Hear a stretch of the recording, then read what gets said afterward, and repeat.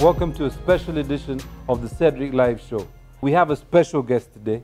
We have the Executive Director of the World Bank, Madam Anne Kabagambe. She's with us today, joining us all the way from Washington, D.C. The World Bank was established in 1944 and currently has about 120 offices around the world with about 16,000 employees.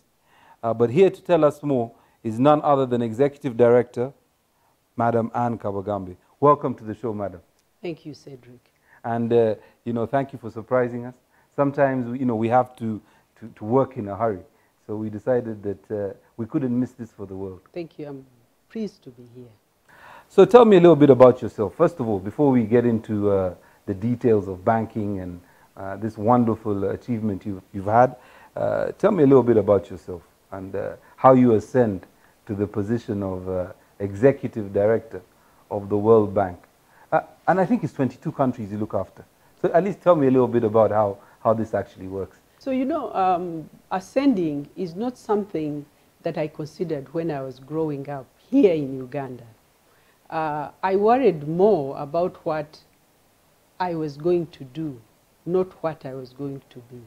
So when I was at Gayaza High School, I started thinking about having a platform that was not local, but international. And at that point, I was not thinking about the development field.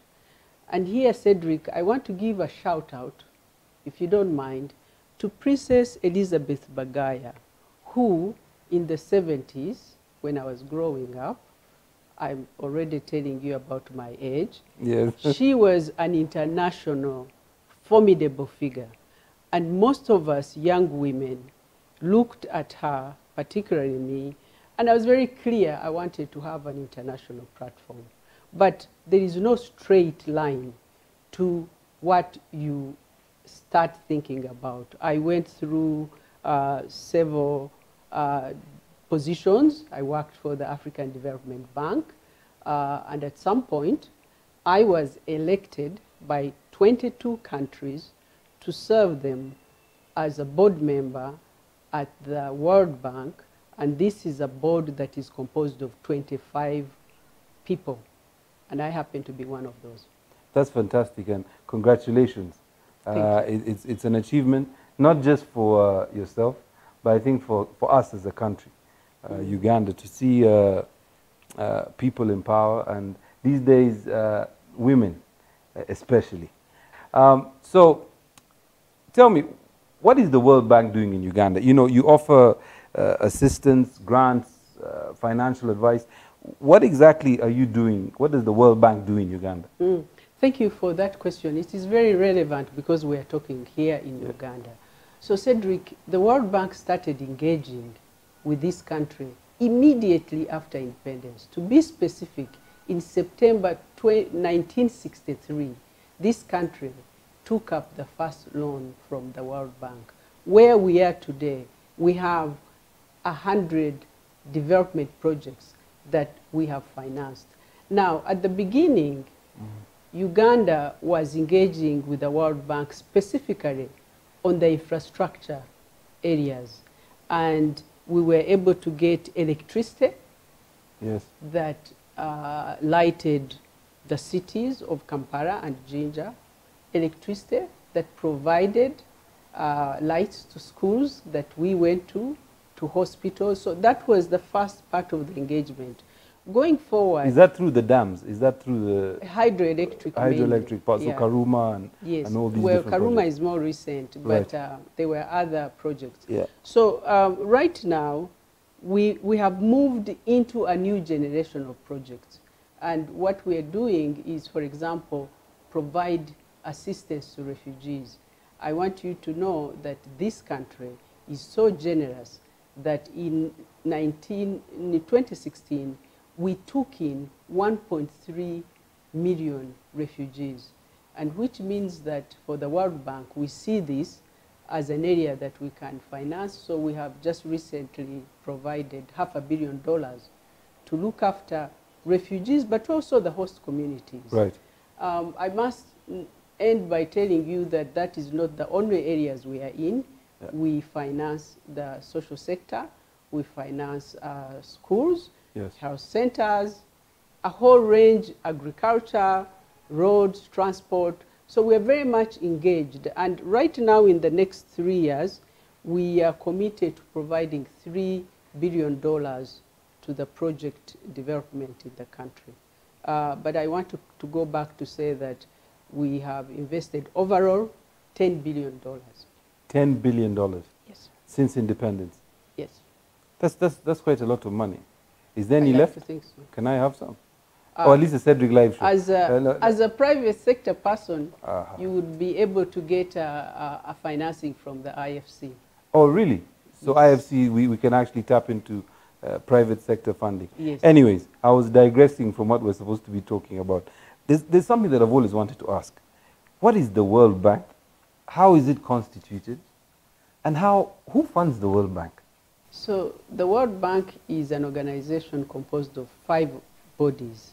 Yes. And each one of these bodies has a role in financing projects. Yes.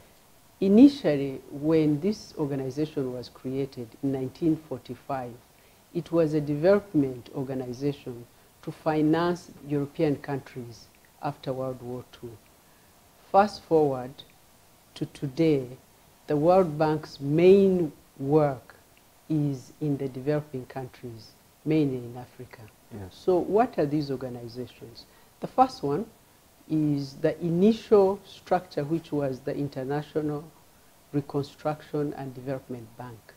Today, the IBRD, as we call it, finances countries that are middle income, and they finance that through some non-concessional loans. Right. The second organization is the one that is of interest to Uganda, and that is the International Development Association, short IDA. Most people who have worked on World Bank projects here in this country are very familiar with IDA programs. As we speak now, we are raising resources for IDA 19 because there are 3-year cycles to bring in money to finance the lowest and the poorest of countries. The third part of the World Bank is the International Finance Corporation. That is the private sector. So Cedric, if you were going to look for resources from my organization, you'd go to the IFC, which focuses on private sector with the understanding that it is private sector that brings a development impact. Okay. The fourth one is an organization that guarantees private sector financing, and that is the International Investment Guarantee Fund, by short MIGA. And basically, they will de-risk private sector investments in Africa. The final one is we are assuming that when we invest in countries, and especially in private sector operations, there are going to be disputes. So the World Bank houses the only organization that handles disputes between 2 parties that have not agreed on transactions. So these 5 groups are what you hear being called the World Bank Group. And each one of them raises resources in different ways. Yeah. And most of what we do it together. So for example, if we are using IDA resources to build, let's say, a dam, Right. we will bring in private sector resources. In the case of Bujagari, for example, Right. we would have private sector and public sector resources. So it is an advantage to have these 4 groups in the same house, and all of them are, of course, governed from the executive board for which I am a member. One of the 25. One of the 25 and one of the 4 women. The World Bank group, as you've discussed, has 2 set goals to achieve by 2030. And I'm going to let you tell me about them. And then tell me how we're going to achieve that specifically in Uganda. I know the first one is to end extreme poverty, and the second is to promote shared prosperity. Well, you seem to know a lot about what we do, Cedric. Well, Google is my friend. So. So beyond Google, these institutions had spent a lot of time Yes. financing hard infrastructure. Yes.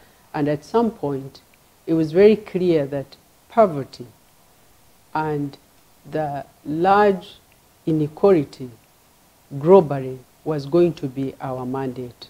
So right now, most of the resources we are raising, we are putting into making sure that by 2020, poverty all over the world is cut to a minimum of 2%. Now, the good news is that we have indicators that poverty has been going down, especially in Asia and in Latin America. Where we are facing challenge, Cedric, is on the African continent. We are finding that, in fact, contrary to the general indicators in Africa, especially in 3 African countries, in Nigeria, DRC, and in Ethiopia, the numbers are going up. And so what the World Bank has decided to do is to take these concessional resources and focus them in 5 areas and trying to address this issue of shared prosperity, inclusion, and lowering poverty levels. So what are these areas that we are now financing? Item number 1, fragility and conflict countries that are quite high on the list of where we are putting our resources. Yes. Item number 2, we are looking at jobs and economic transformation. And that is for a specific group of the population. Item number 3, we are putting resources into gender and women empowerment. Item number 4, which affects not just the African continent, but globally, is climate change.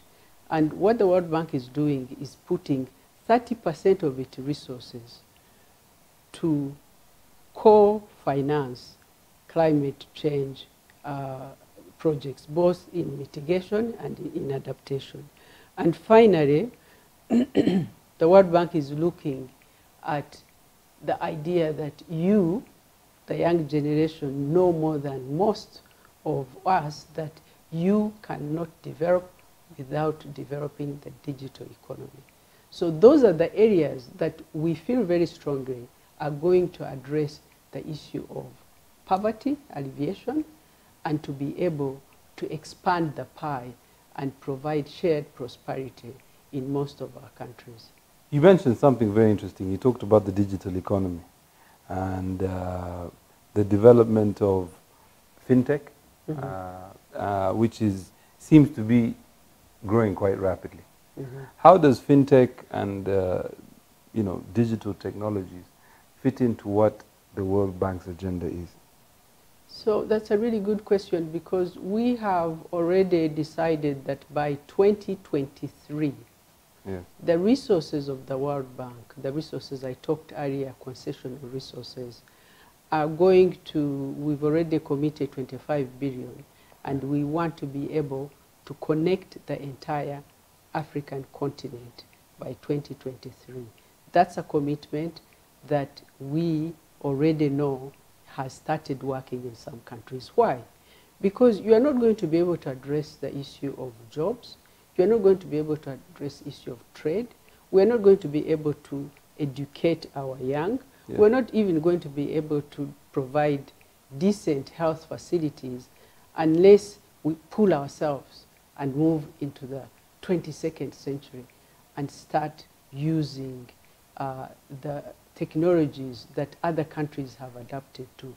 So we are not talking about the World Bank looking and observing. We are actually putting the resources in different countries. And the way it is being done is in every sector. So you can do fintech, which you can provide fintech for the banking sector, but we are putting digital resources into every sector, whether it's agriculture, for irrigation, whether it is health centers, whether it is industrialization, trade facilitation. It's a cross-cutting issue. The same way I believe that we feel very strongly that gender continues to be a cross-cutting issue. We're going to come right back and discuss this gender issue in a minute.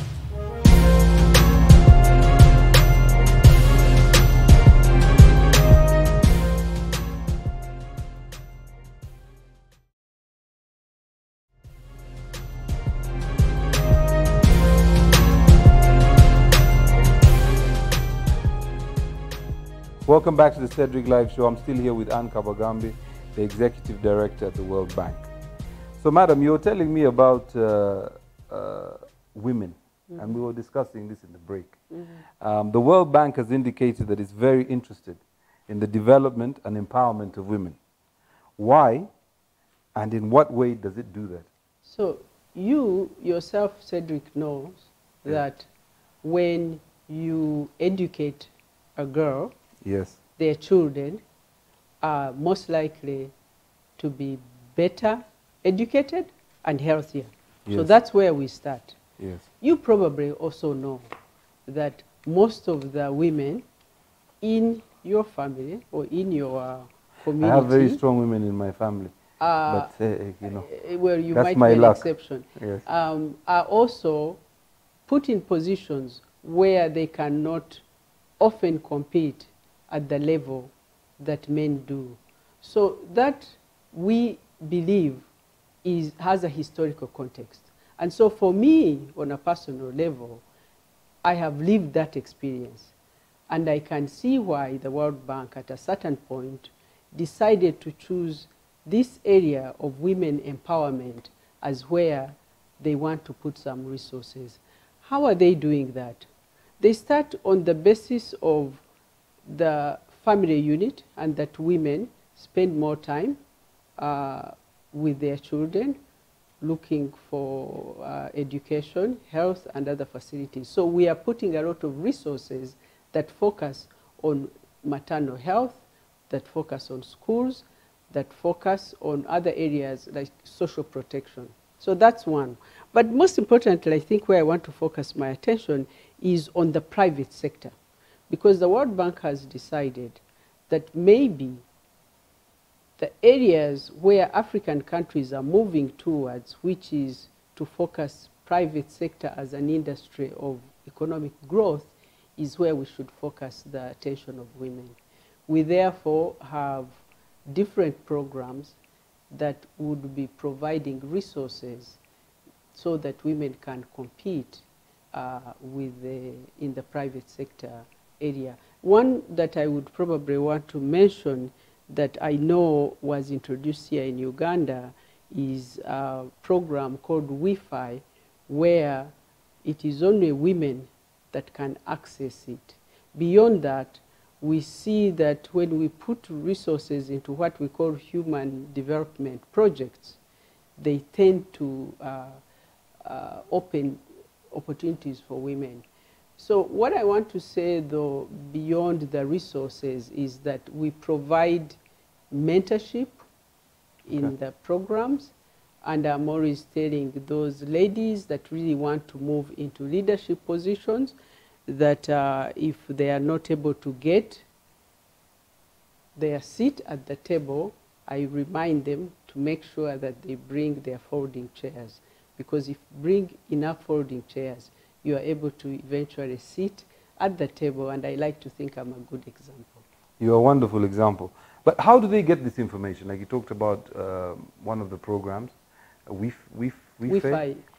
How do the ladies or the women in Uganda, how can they access these type of programs? Where is this information held?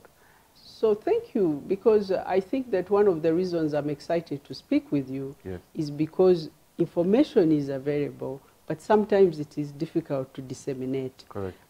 So I'd like to invite you and your audience to the World Bank office. We have a local office here that is well-staffed, that has information both on the private sector financing, public sector financing.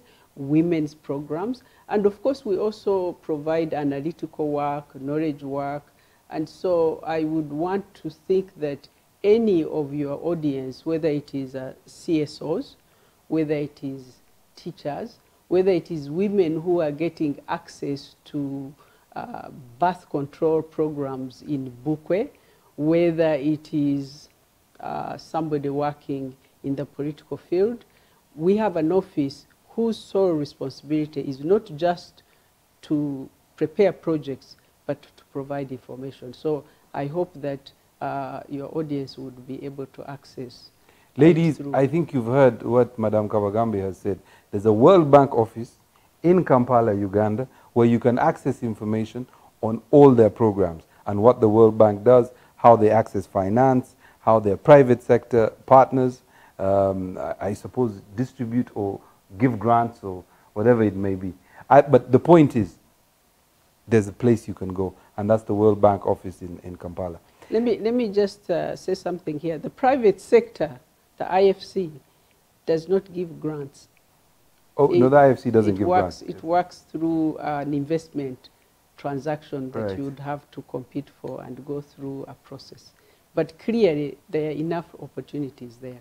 Okay. And if they should not be able to get the information they require, Yes. then clearly, one of the reasons I'm here is to say that my office is also available to provide guidance on who they should approach. Okay, and I hope everybody's listening to this. Now, there's been a lot of, there's a lot of conversations going on, especially in how, I'll be specific, how Uganda is run, how we access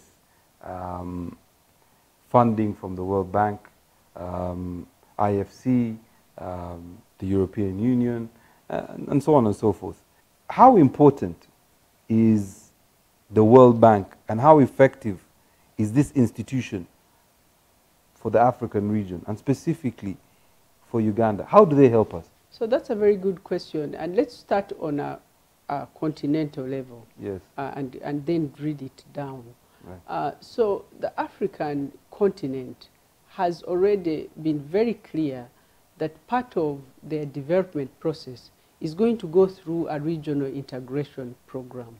And that is why we have just seen the signature of the free trade agreement, which was acceded to by all the countries. So that then puts the context of what institutions like the World Bank can do on the continent. That is to focus on regional programs. As a beginning, we want to be able to do development processes that focus at a regional level. If not at a regional level, at sub-regional levels. So that is item number one. Yes. Provide resources at a regional level, right. and create, for example, we are creating a Horn of Africa regional program, East African community regional program. So that is the larger effectiveness of the World Bank yes. on a continental basis. Now, if you drill it down then to a country like Uganda or Kenya or Sierra Leone yes. that I work with, the effectiveness of any of the World Bank programs is going to depend on the priorities that are set by each country. And the World Bank comes in as a partner, but is looking for outcomes that are set by the country. So it is a two-way street, and I realize that when you're looking at a large institution, yes. you're looking at what are they doing for my country, but also the World Bank looks at what is it that, let's say, Tanzania wants to do and how can we help. So I think, to answer your question, we go in at a larger level on regional development projects. Yes. When it comes to bilateral, we count on the different countries to give us their priorities. It is known as the country platform that we work through. So I've heard that Uganda is doing very well. I have heard. I'm not in the Ministry of Finance, but I've heard that I can see a lot of infrastructure projects. some of them funded by the World Bank. But I've heard they're doing very well. I'm very happy to say, Cedric, that out of my 22 countries that I represent, Yes. Uganda was one of the first ones to meet the Millennium Development Goal in cutting poverty in half by 2015. That for us was something that I guess did not get a lot of publicity. Say that again. Uganda was one of the first of your 22 countries to cut the poverty level by that half. had been set by the Millennium Development Goals by a half. I didn't even know that. The Millennium Development Goals were then, of course, followed by the SDGs. But by 2015, Uganda was one of the few countries that did that. So I guess we're on our way to becoming a middle-income country. I am not going to answer No, I know, that I can't put you in that position, but at least we're on our way. So we're going to go to commercials. We'll be right back with a few questions for Madame Kabagambe.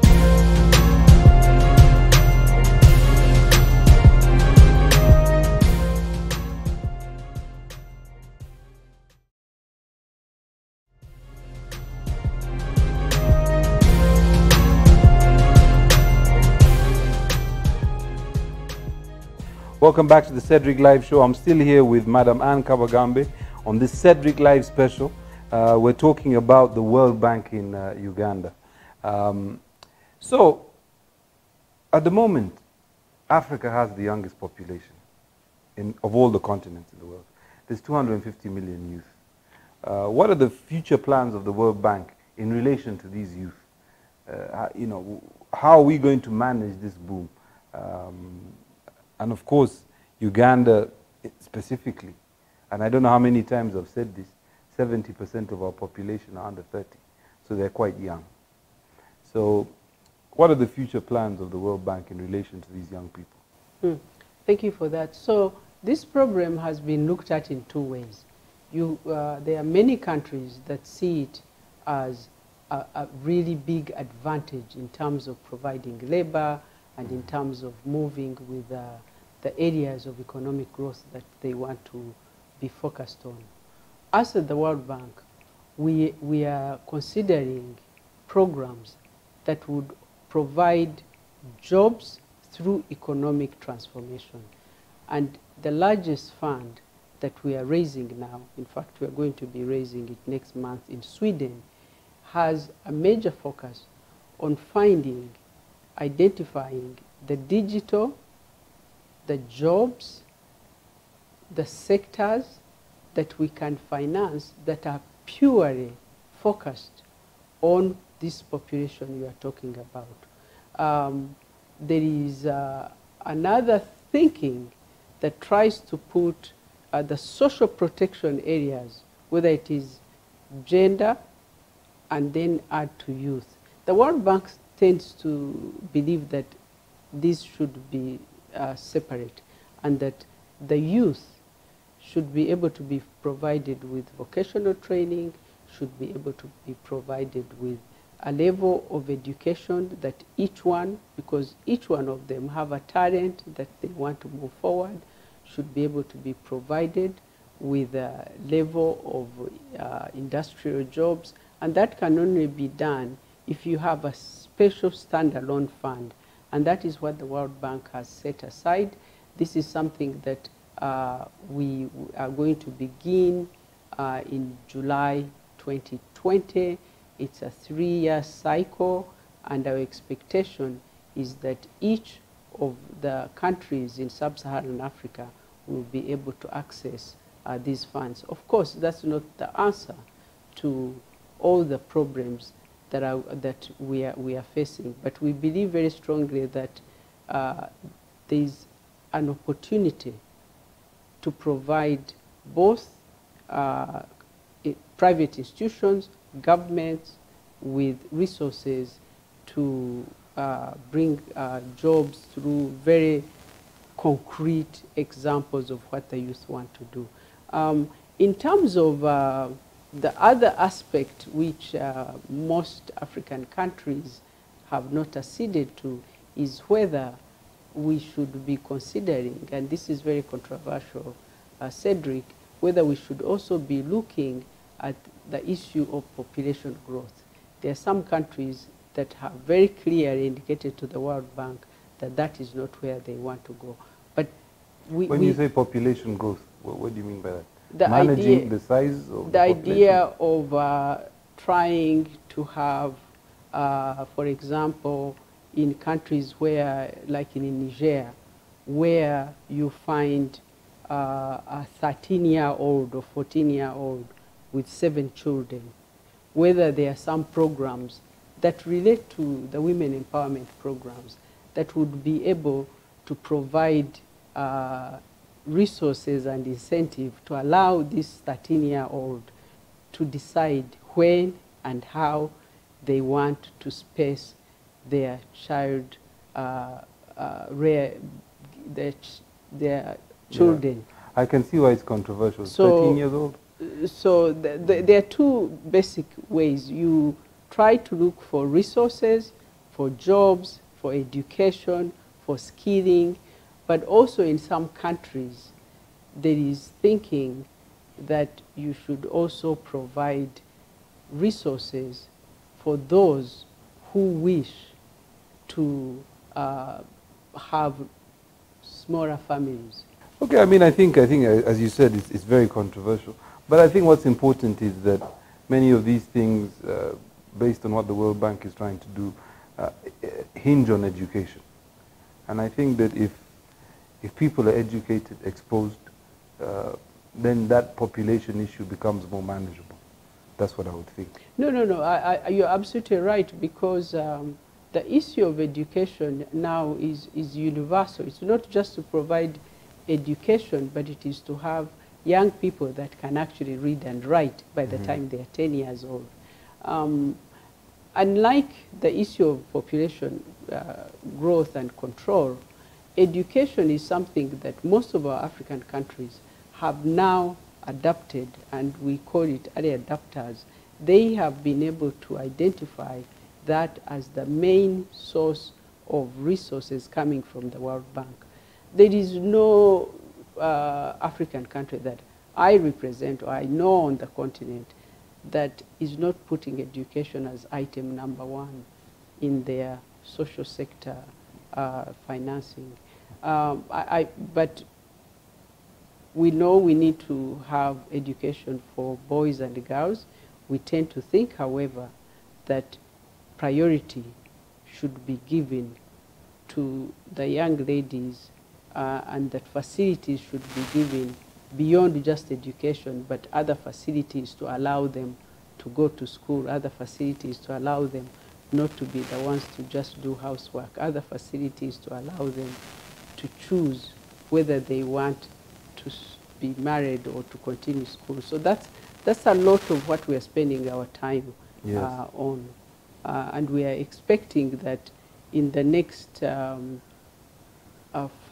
to 10 years, education will not only be universally free, but that it will be at a level which we have found that the quality of education has been at such a low level that when we created an education index, we actually found that most African countries have 10-year-olds that cannot read or write. So it's not just providing the schools, it's also looking at the quality of education. But I completely agree with you. We cannot move anywhere with our economic growth without educating our young. Now, you know, earlier on, and I've read and I've heard that you have 22 countries in your docket as executive director at the World Bank. First of all, how do you manage all of these? And what are some of the things that are going on in some of these other countries? Some of them are brothers and sisters, I suppose, who are very near us in terms of borders or not very far away. So my first question is, how do you manage all these 22 countries? So let me maybe first explain to you the structure of the board, just to put it in context. So the World Bank as a development organization has 189 countries. all of them cannot be at a governing level. Of course. So they share these seats. So for example, you find some Asian countries, 10 or 20, who have one person representing them. Here on the African continent, we share 3 executive directors that represent the entire continent.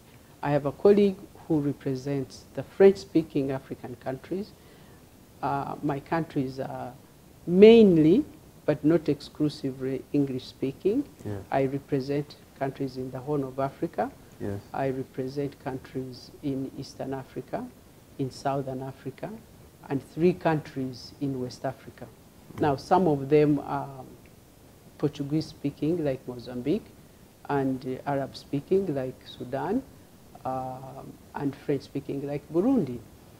But what I find that is possibly the most challenging, you were asking about how to manage, is not the low middle income countries that are managing the economies through different methods. What I find that is challenging is those countries that we call transition states that have not been able to engage with our institutions, whether it is the World Bank or any other of these institutions. And those countries I would want to mention, I guess I could, would be countries which have mainly been in conflict, countries like South Sudan, Right. countries like Somalia, countries like Sudan, and of course Zimbabwe. So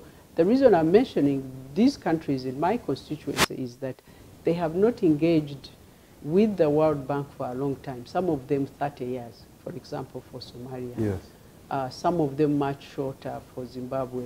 And most of these is because different countries have different challenges, the transition is different, but most of it is because of the question of arrears, the debt question, and the inability to pay.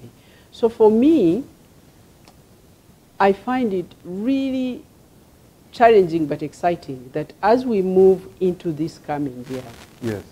I'm happy to share that Somalia is moving into transitioning Yes.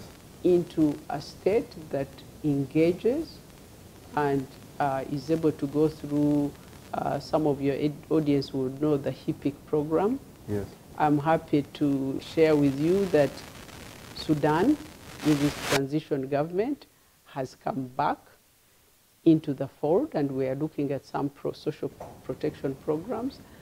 I'm excited to say that we are waiting for this month for South Sudan to have a transition government. Yes. And be able to engage. I'm sure they'll sort it out. And finally, we are looking forward to seeing what we can do with Zimbabwe. So that gives you a taste of some of the work that we are involved in serving all the countries that we work with at the World Bank.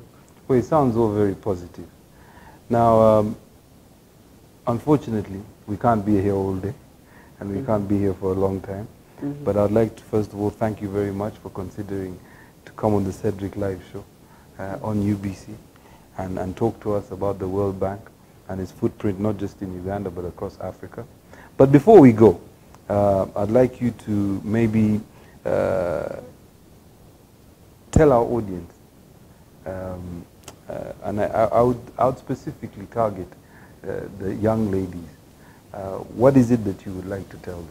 One, as a board member, executive director at the World Bank, and two, as a lady who has championed development issues and worked her way through to the board of the World Bank. Maybe if you specifically request me to address the young ladies, I would probably want to share my own personal experience of what I believe works once you have identified what you want to do. And the first one, Cedric, is that there is no substitute for hard work. And it does not go beyond illustration. It just goes to what you choose to do and how much you want to give it as your best. The second one, from my own experience, would be a solid education. And that, of course, also depends what you want to do. But I found that providing yourself with a solid education helps in whatever you want to move towards. Third, resilience and persistence. Again, there are no substitutes. Once you've decided to do something, you have to stick by it. And I think finally, for young ladies and men, I always say, please go out there and ask for help, because I have found that it is through reaching out and seeking assistance and not feeling that that is a level of weakness that has helped me both in my job, in my career, and in my personal life. So that is what I would like to share with your audience, and with you, of course. Yes, I take your advice. I take your advice. Thank you very much for flying our flag high as Ugandans. I'm sure many of the people out there are very proud of you and proud of what you've done, such as your former high school, Gayaza High School. I hope some of them are watching this show. Once again, thank you very much for coming on the show. Ladies and gentlemen, that was Madam Anne Kabagambe, Executive Director at the World Bank. Thank you for watching the special edition of the Cedric Live Show. It's your whole Cedric Live.